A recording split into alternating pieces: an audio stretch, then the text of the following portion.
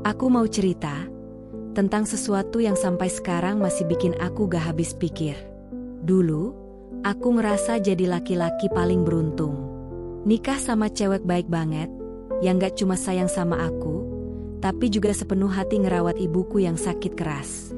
Serius, dia bener-bener ngerawat ibu kayak ngerawat ibunya sendiri. Bahkan lebih. Aku sampai mikir, ya Allah, ini beneran istri yang dikirim dari langit. Tapi semua mulai aneh setelah ibu wafat. Ada surat wasiat yang ditinggalin. Dan waktu surat itu aku baca, jantungku kayak diremas. Kalimat demi kalimat, kayak ngelucutin semua rasa percaya yang aku punya. Istriku, ternyata punya hubungan yang selama ini aku gak tahu. Hubungan yang bikin aku langsung diam 1000 bahasa. Dan parahnya lagi, aku masih cinta sama dia. Aku tahu, ini cerita gak biasa. Tapi justru karena itu, aku pengen kamu dengerin sampai habis. Karena mungkin, apa yang aku alamin ini bisa kejadian sama siapa aja, dan gak semua orang kuat buat ngejalaninnya. Sebelum kita melanjutkan cerita seru ini, jangan lupa untuk tekan tombol subscribe, like, dan tulis di kolom komentar kamu berasal dari daerah mana. Dukungan kecil dari kalian akan menjadi semangat besar bagi kami untuk terus mengunggah video-video menarik lainnya.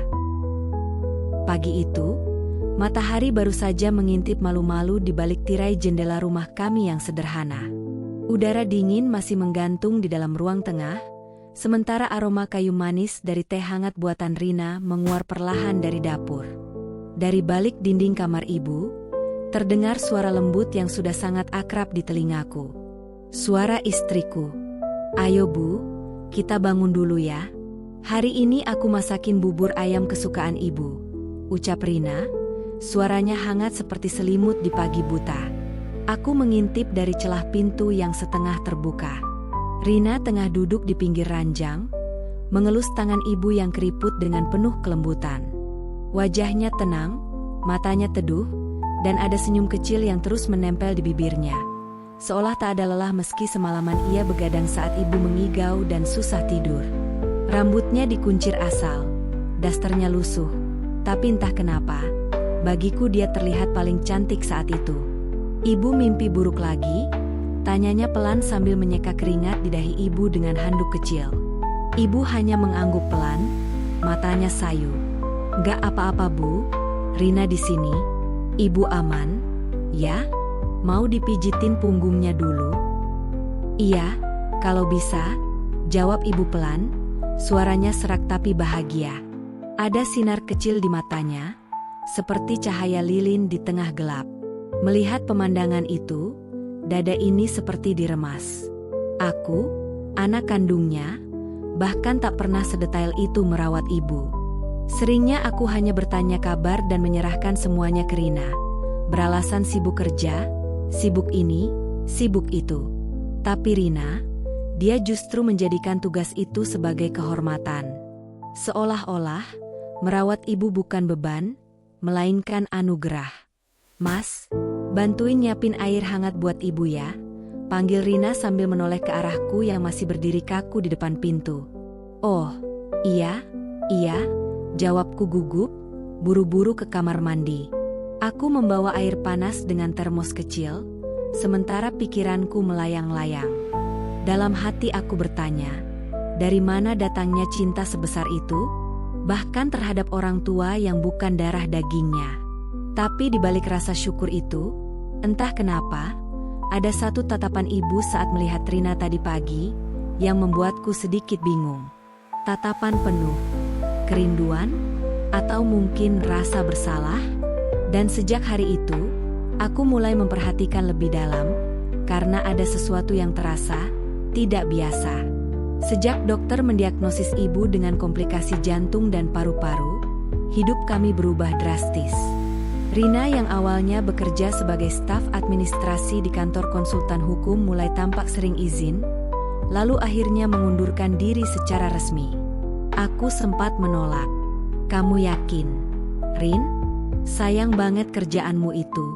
Karir kamu bagus. Loh, Mas, pekerjaan itu bisa dicari.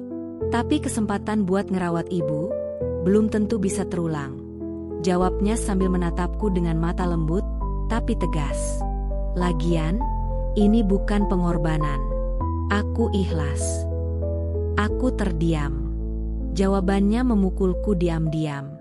Di saat aku sibuk menghitung gaji, cicilan, dan kebutuhan bulanan, Rina sudah melampaui semua itu. Ia tidak melihat ibu hanya sebagai mertuanya, tapi sebagai bagian dari dirinya. Sebagai sosok yang layak dicintai tanpa pamrih. Mulai dari pagi hari, Rina bangun lebih awal dari siapapun. Ia menyiapkan makanan lunak untuk ibu, mensterilkan alat bantu pernapasan, lalu mencuci pakaian ibu dengan tangan meskipun aku sudah berkali-kali bilang, gunakan saja mesin cuci. Tapi ia selalu menggeleng. Aku pengen ngerasain semua prosesnya. Biar ibu ngerasa benar-benar disayang. Katanya sambil memeras kain pel, peluh menetes dari pelipisnya. Setiap malam, setelah kami salat maghrib berjamaah, Rina duduk di samping ranjang ibu, membacakan doa dengan suara lirih. Kadang ibu tertidur dengan tangan masih menggenggam jari-jarinya. Pernah suatu kali aku bertanya, "Kamu nggak capek, Rin?" Ia hanya tersenyum kecil, lalu menjawab sambil menatap langit-langit. "Kalau capek karena cinta, kayaknya rasanya beda." Namun bukan hanya itu yang membuatku mulai resah. Beberapa kali, aku memergoki Rina duduk lama di teras rumah saat dini hari, memandang langit kosong dengan mata berkaca-kaca. Tangannya menggenggam tasbih, tapi wajahnya bukan hanya lelah, ada perasaan lain yang tak bisa kujelaskan. Dan di balik semua pengorbanannya itu, diam-diam aku bertanya-tanya, apakah Rina sedang menyembunyikan sesuatu? Awalnya semua terlihat biasa saja. Kakak sulungku, Bang Hendra, dan kakak keduaku, Mbak Wina, masih sesekali menjenguk ibu. Tapi semakin hari, frekuensi kunjungan mereka menurun drastis.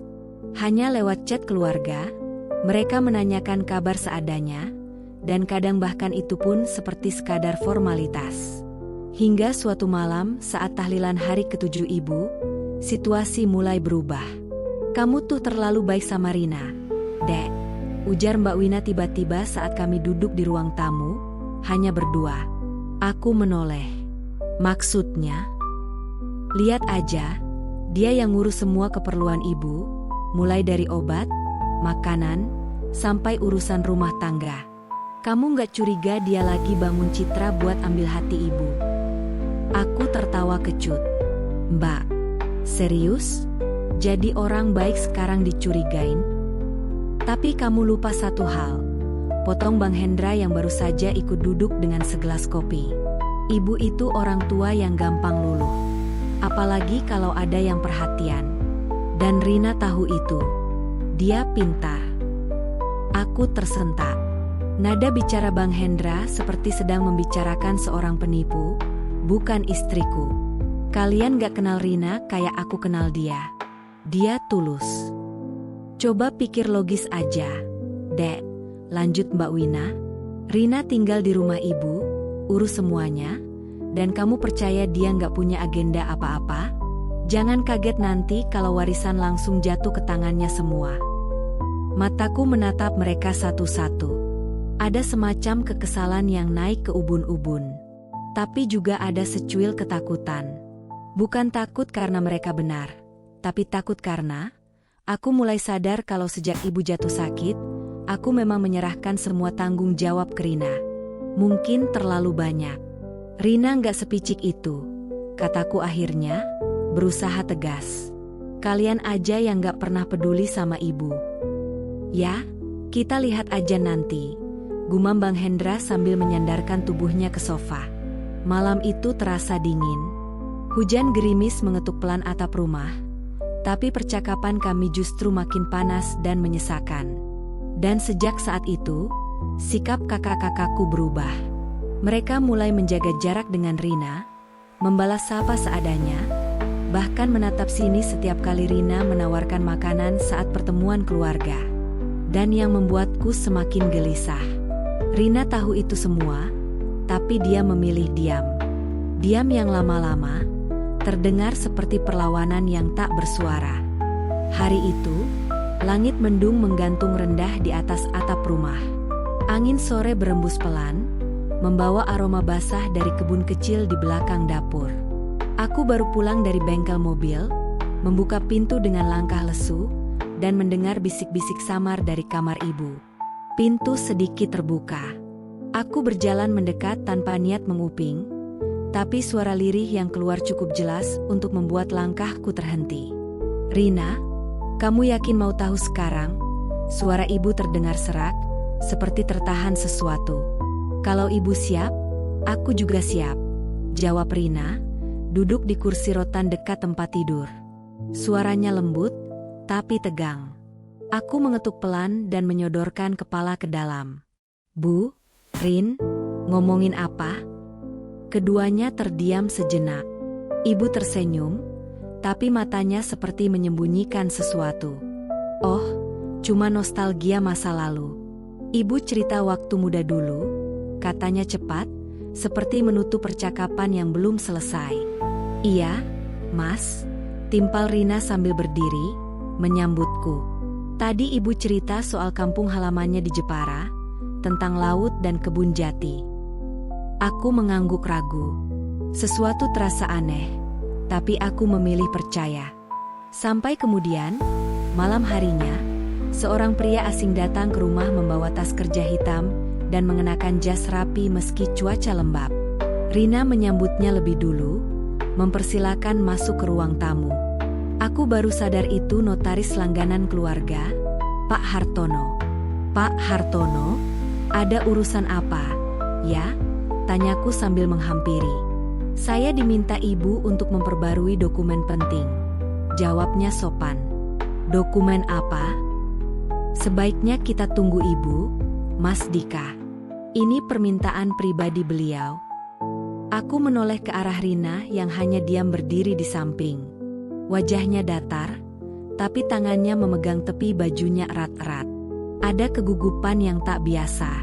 10 menit kemudian, mereka bertiga mengunci diri di kamar ibu.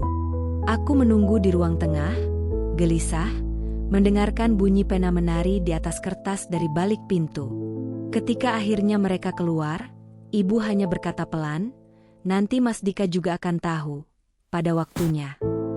Dan sejak malam itu, aku tak lagi melihat Rina dan ibu berbincang seperti sebelumnya. Mereka lebih banyak berbisik, kadang dengan mata berkaca, kadang dengan senyum aneh yang tidak bisa kuterjemahkan. Hingga suatu malam, aku memergoki ibu duduk sendiri di kursi roda sambil menatap foto lama di pangkuannya, dan menangis dalam diam. Tangis yang tak lagi sekadar rindu, tapi seperti menyimpan luka, atau rahasia yang nyaris pecah. Hari itu langit seperti ikut berduka. Awan-awan tebal menggantung muram sejak pagi, dan hujan turun rintik-rintik sejak subuh. Aku duduk di pinggir tempat tidur ibu, menggenggam tangannya yang dingin, rapuh, dan hampir tanpa tenaga. Di sisi lain ranjang, Rina duduk dengan mata sembab. Ia belum tidur semalaman, dan aku tahu itu bukan hanya karena lelah menjaga, tapi juga karena hatinya sedang menahan sesuatu yang berat.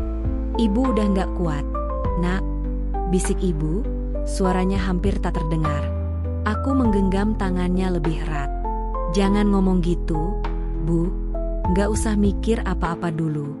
Istirahat aja, ya." Tapi ibu hanya tersenyum lemah. Pandangannya tidak ke arahku, melainkan ke arah Rina. "Rina," panggilnya lirih. Rina buru-buru mendekat, menggenggam tangan ibu sambil menunduk. "Iya, Bu. Aku di sini. Maafin ibu, ya." Aku menoleh heran. "Maaf kenapa, Bu?" Namun sebelum sempat dijawab, napas ibu tersengal. "Kami panik." Rina langsung menyandarkan kepala ibu ke dadanya, menepuk-nepuk punggungnya sambil memanggil. "Bu, Ibu, bertahan ya, Bu." Aku segera berlari keluar kamar, berteriak memanggil ambulans lewat telepon genggam yang hampir jatuh dari tanganku sendiri. Tapi segalanya terlambat. Tak lama kemudian, tubuh ibu terdiam. Matanya menutup perlahan, Dan napas terakhirnya meninggalkan ruangan itu bersama udara dingin yang menggantung berat di setiap sudut rumah. Tangis Rina pecah. Ia memeluk ibu erat-erat, tubuhnya gemetar hebat seperti baru kehilangan separuh jiwanya. Aku berdiri terpaku, ingin memeluknya, tapi kakiku kaku. Ingin berkata sesuatu, tapi tenggorokanku seperti tersumpal batu. Sore itu, rumah kami dipenuhi doa dan pelayat. Wajah-wajah datang dan pergi dengan tatapan iba. Tapi ada satu hal yang membuat semua orang terdiam sejenak. Saat Rina sendiri yang memandikan jenazah ibu, ia menolak bantuan orang lain. "Biar aku yang lakuin semua, Mas," katanya padaku. "Ini terakhir kalinya aku bisa rawat ibu." Dan saat ia menuangkan air ke tubuh ibu yang sudah terbujur kaku, aku melihat air matanya mengalir deras, jatuh bersamaan dengan tetes air wudhu. Tapi tatapannya tidak hanya sedih. Ada campuran rasa bersalah, haru, dan sesuatu yang sulit dijelaskan.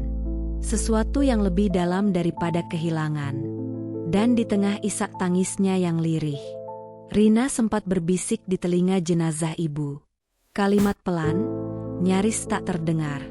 Tapi aku sempat menangkap kata terakhirnya. "Aku sudah tahu semuanya, Bu." Hari ke-7 setelah ibu dimakamkan, langit masih sering murung. Hujan turun nyaris setiap sore, membuat rumah terasa lembab dan dingin. Ruang tamu dipenuhi aroma dupa sisa tahlilan, bunga kenanga yang mulai layu di meja pojok, dan sisa duka yang menggantung seperti kabut tipis. Pukul 2 siang, Pak Hartono, notaris keluarga, kembali datang. Wajahnya datar, penuh wibawa seperti biasa, membawa map hitam yang kini terasa berat. Bukan karena isi kertas, tapi karena sesuatu yang kami semua belum tahu. Aku duduk di sofa bersama Rina di sebelah kanan, sementara Bang Hendra dan Mbak Wina duduk di seberang. Suasana kaku, nyaris beku. Tak ada yang bicara, kecuali suara detik jam dinding dan hujan yang mengetuk-ngetuk pelan atap seng. "Baik, kita mulai ya," ucap Pak Hartono membuka map dan membersihkan kacamatanya sebentar sebelum membaca. "Ini wasiat resmi almarhumah Ibu Sri Handayani, ditandatangani 1 minggu sebelum wafat beliau." Aku menarik napas. Rina menggenggam tanganku di bawah meja, dingin dan gemetar. Matanya menatap lurus ke depan, tapi aku bisa merasakan jantungnya berdetak cepat. "Dengan ini, saya menyatakan bahwa seluruh aset, baik berupa rumah, tanah warisan, maupun tabungan yang berada atas nama saya hibahkan sepenuhnya kepada Rina Handayani." Ruangan langsung sunyi. Waktu seperti membeku. "Apa maksudnya?" Suara Mbak Wina meledak pertama kali, bangkit dari duduknya dengan mata membelalak. "Rina? Menantunya?" "Bukan sekadar menantu," jawab Pak Hartono dengan nada tenang, meski jelas atmosfer di ruangan berubah drastis. Almarhumah menyatakan dalam suratnya, dan menyertakan bukti pendukung berupa hasil tes DNA, bahwa Rina adalah anak kandung beliau, dari hubungan sebelum menikah dengan Bapak Rahmat. Aku terdiam. Dunia seperti terjungkal. "Ngaco. Ini pasti kerjaan kalian berdua," bentak Bang Hendra sambil menunjuk kami. "Apa ini rekayasa kalian?" "Hah? Tidak, Bang," aku berseru. "Aku juga baru tahu sekarang." Sama kagetnya. "Jangan pura-pura. Kalian udah atur ini semua, kan? Dari awal kau memang tinggal di rumah ibu, supaya bisa kendalikan semuanya." Rina tetap diam. Wajahnya pucat, napasnya tak teratur. Ia menggigit bibirnya, berusaha menahan sesuatu yang jelas membuncah di dadanya. Aku juga baru tahu seminggu sebelum ibu meninggal," ucap Rina akhirnya, pelan. "Ibu yang cerita langsung, sambil menangis." "Tapi kenapa kamu gak bilang dari awal?" bentak Mbak Wina. "Aku gak tahu harus bilang apa. Aku bahkan belum bisa terima semuanya sepenuhnya. Aku butuh waktu." Aku memandang Rina, dan baru kusadari sejak awal matanya merah. Tapi bukan hanya karena sedih, melainkan karena memendam sesuatu yang terlalu berat. Dan untuk pertama kalinya, aku merasa sangat jauh darinya. Seperti kami berdiri di dua sisi kebenaran yang berbeda. Pak Hartono menutup mapnya. Semua dokumen sah secara hukum. Saya hanya menjalankan tugas. Di luar, hujan masih turun. Tapi di dalam rumah, badai yang lebih besar sedang terbentuk. Dan yang lebih membuatku terguncang saat aku sadar, nama belakang Rina, Handayani, selama ini sudah dituliskan di KTP-nya, dan aku tak pernah benar-benar menanyakannya. Suasana ruang tamu berubah jadi medan perang. Bang Hendra berdiri sambil membanting map di meja, wajahnya merah padam, napasnya memburu cepat seperti seseorang yang baru saja dikhianati oleh darah dagingnya sendiri. Sementara Mbak Wina menangis dengan suara tinggi, nyaris seperti teriakan, sambil menunjuk-nunjuk wajah Rina. "Kamu itu siapa sebenarnya? Hah? Beraninya ngaku-ngaku anak kandung ibu. Kamu cuma menantu. Ngerti? Me ena enteu." Rina menunduk. Tubuhnya bergeming, tapi tangannya bergetar di atas lutut. Ia tidak melawan, tidak menjawab. Matanya menatap lantai kosong, seperti sedang menahan badai yang ingin meledak tapi tak tahu harus kemana. Aku berdiri, mencoba menenangkan. "Mbak, Bang, cukup. Dengar dulu penjelasan Rina." "Diam kamu," potong Bang Hendra. "Kamu dari dulu terlalu nurut sama istrimu. Sekarang lihat hasilnya. Semua aset keluarga jatuh ke tangan dia." Aku juga kaget. "Aku baru tahu, Bang." Suaraku meninggi. Aku merasa marah, bingung, dan hampa sekaligus. "Kalau memang kamu anaknya ibu, kenapa ibu sembunyiin kamu selama ini?" teriak Mbak Wina, suara tercekat di tenggorokannya. Rina mendongak perlahan. Wajahnya penuh air mata, tapi tatapannya tajam dan retak seperti kaca pecah. "Karena dulu ibu nggak punya pilihan," katanya pelan, nyaris berbisik. "Waktu aku lahir, dia belum menikah dengan bapak kalian. Kakekku sendiri, yang menyerahkan aku ke panti. Ibu cuma bisa pasrah." Seketika ruangan hening. Hanya terdengar hujan yang membentur kaca jendela dan suara detak jam yang terasa terlalu keras. Aku tumbuh di panti asuhan. Aku dibesarkan tanpa tahu siapa ibuku. Baru setelah dewasa, setelah aku dan Dika menikah, aku mulai curiga. Dan ibu mengaku. Seminggu sebelum wafat, dia cerita segalanya. Dan dia yang minta tes DNA. "Kamu gak pernah cerita apa-apa," sergahku. "Kenapa kamu simpan sendiri semua itu?" Rina menatapku, dan kali ini, tatapannya bukan sekadar sedih. Ada luka yang dalam di sana. "Karena aku takut kamu akan pergi, kalau kamu tahu siapa aku sebenarnya." Kata-kata itu menghantam dadaku seperti palu. Aku ingin menyangkal, tapi lidahku keluh. Tiba-tiba dunia terasa sempit, dan semua kenangan yang pernah kuanggap indah perlahan kehilangan bentuk. Dan sebelum ada yang sempat bicara lagi, Bang Hendra melempar gelas ke dinding. Pecahannya berhamburan. "Darah atau bukan, kamu tetap perusak keluarga ini." Namun saat itulah Rina berdiri, dan untuk pertama kalinya sejak semua ini terjadi, ia bicara dengan suara yang tidak bisa dibantah. "Kalau memang aku perusak, kenapa ibu justru memilih menyerahkan semuanya padaku?" Dan semua kembali diam. Sun. Tapi bukan karena tak ada kata yang tersisa, melainkan karena semua orang tahu, mereka baru saja mendengar sesuatu yang jauh lebih menusuk daripada kemarahan. Karena pertanyaan itu, tak ada yang bisa menjawabnya. Dan di sudut ruangan, foto ibu yang tergantung di dinding tampak seperti sedang menatap kami semua. Tapi kali ini, tatapan itu bukan penuh kasih, melainkan penuh beban dan pengakuan. Setelah ledakan emosi itu, rumah terasa lebih sunyi dari biasanya. Malam tiba lebih cepat, seolah langit pun ikut lelah menahan kisah yang terlalu rumit untuk dicerna. Rina duduk sendirian di kamar, menatap kotak kayu kecil berisi surat-surat tua, foto-foto pudar, dan hasil tes DNA yang sudah berubah warna di ujung kertasnya. Aku masuk perlahan, tak ingin mengejutkannya. "Masih di sini," kataku pelan. Rina tak menoleh. Ia hanya mengusap foto lusuh bergambar seorang wanita muda, mengenakan kebaya coklat tua, duduk di depan rumah joglo dengan senyum yang samar.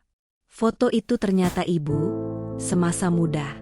"Aku nemuin foto ini di lemari bawah tempat tidur ibu," bisiknya. Ada tulisan di belakangnya, "Rina, anakku yang hilang." Tulis tangan ibu. Aku tertegun.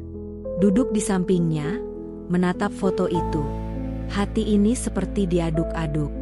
Rina menyerahkan kertas lain, surat dari ibu yang ditulis tangan, berisi cerita panjang tentang masa mudanya. Tentang saat ia jatuh cinta pada seorang lelaki pekerja tambang dari luar kota, yang kemudian menghilang tanpa kabar saat tahu ibu hamil.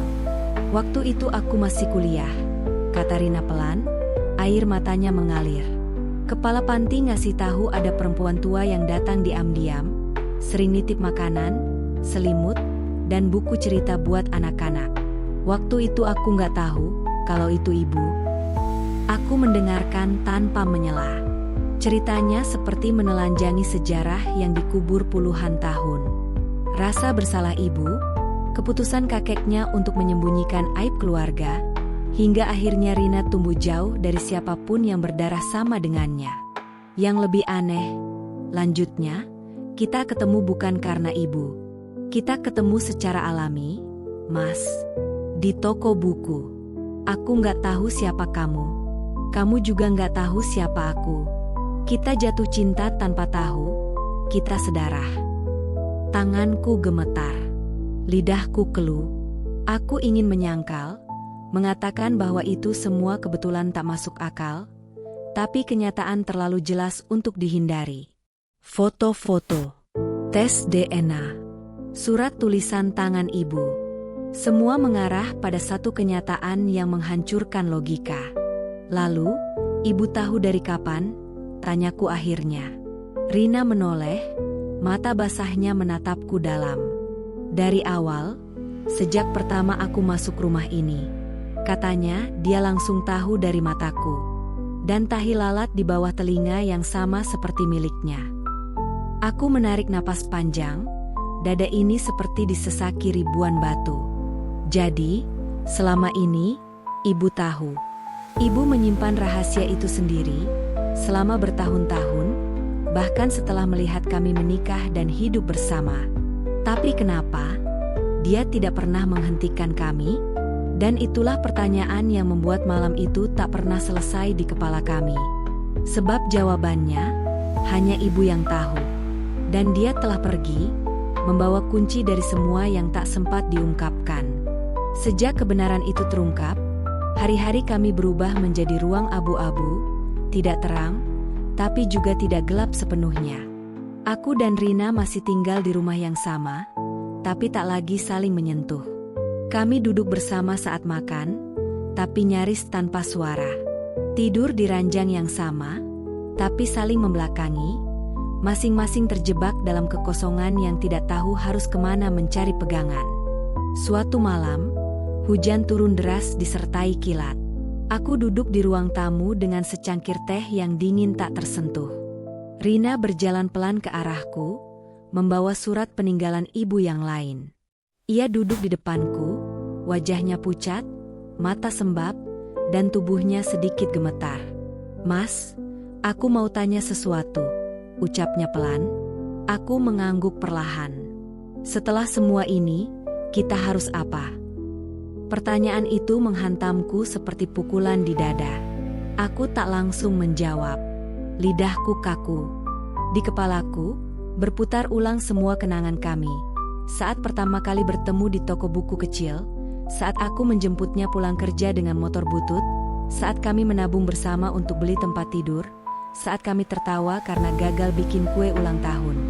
Semua itu nyata. Semua cinta itu nyata. Tapi juga salah. "Aku nggak tahu, Rin," kataku akhirnya. Suaraku serak. Setiap detik aku ngerasa bersalah. Tapi juga gak bisa berhenti sayang sama kamu.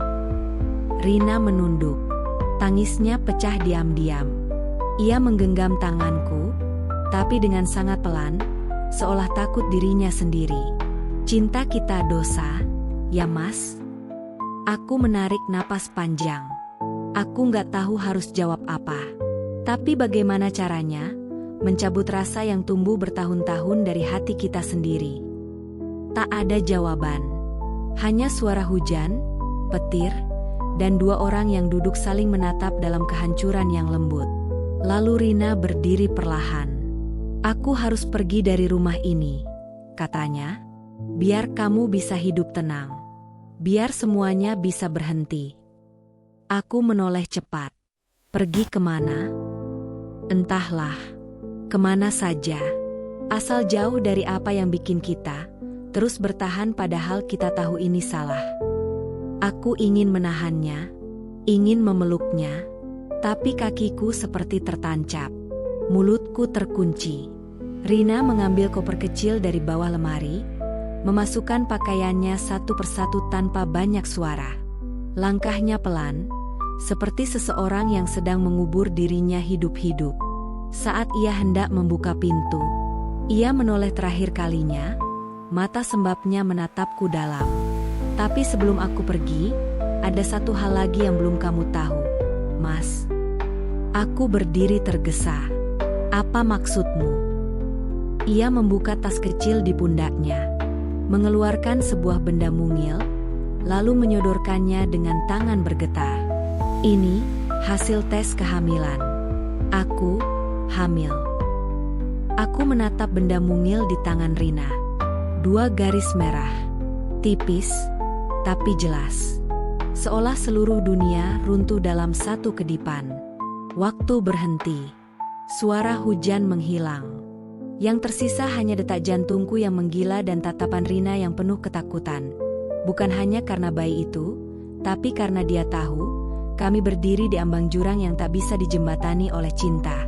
Mas, aku benar-benar gak tahu. Aku juga kaget. Bisiknya dengan suara gemetar. Aku tahu ini salah. Tapi aku juga gak sanggup membunuh sesuatu yang tumbuh dari kita berdua. Aku terduduk lemas di sofa. Dadaku sesak. Tenggorokanku panas. Aku ingin marah. Ingin menyalahkan. Tapi kepada siapa? Kenapa? Kenapa ini semua harus terjadi ke kita? Ucapku nyaris tak terdengar. Kita gak salah jatuh cinta, Rin. Kita cuma salah dilahirkan di waktu yang gak pernah kita tahu. Rina mendekat pelan, duduk di sebelahku. Tangannya menyentuh perutnya yang masih rata, penuh kehati-hatian, seolah sedang mengusap luka yang belum sempat berdarah. Aku bisa pergi jauh, aku gak akan ganggu hidup Mas lagi, katanya lirih. Aku bisa besarin anak ini sendirian. Di tempat dimana gak ada yang tahu siapa aku, siapa kamu. Aku menatapnya. Mataku buram oleh air mata yang tak sanggup kutahan lagi. Anak itu, darah dagingku, Rin. Bagaimanapun caranya, aku gak akan biarin kamu hadapi semua ini sendiri. Ia terisak. Untuk pertama kalinya sejak hari pembacaan wasiat, kami berpelukan. Pelukan yang tidak lagi membawa cinta, tapi luka. Bukan untuk saling memiliki, tapi untuk saling melepaskan. Beberapa hari kemudian, Rina benar-benar pergi. Kami tidak berpamitan di stasiun. Tidak ada peluk cium terakhir, tidak ada kata perpisahan dramatis. Hanya sepucuk surat pendek yang ia tinggalkan di meja makan, berisi tulisan tangan yang membuatku kembali hancur. Maafkan aku telah menjadi bagian dari hidupmu dan luka terbesarmu. Tapi tolong, jangan pernah anggap anak ini sebagai aib. Karena dia adalah satu-satunya hal yang lahir dari cinta, yang paling jujur. Rumah ini kini sunyi. Foto ibu masih tergantung di dinding, tapi terasa seperti menatapku dari dimensi yang jauh. Setiap sudut rumah menyimpan jejak Rina. Sendal di bawah tangga, muk kesukaannya, selimut yang tak pernah kulipat ulang. Semuanya jadi saksi dari cinta yang tak bisa dipertahankan. Dan sampai hari ini, setiap kali aku menutup mata, aku masih bisa mencium bau rambutnya, mendengar suaranya memanggil ibu, dan merasakan tangan kecilnya menyentuh pipiku. Cinta kami mungkin salah, tapi rasa kehilangan ini, itu nyata. Dan rasanya, tidak akan pernah sembuh.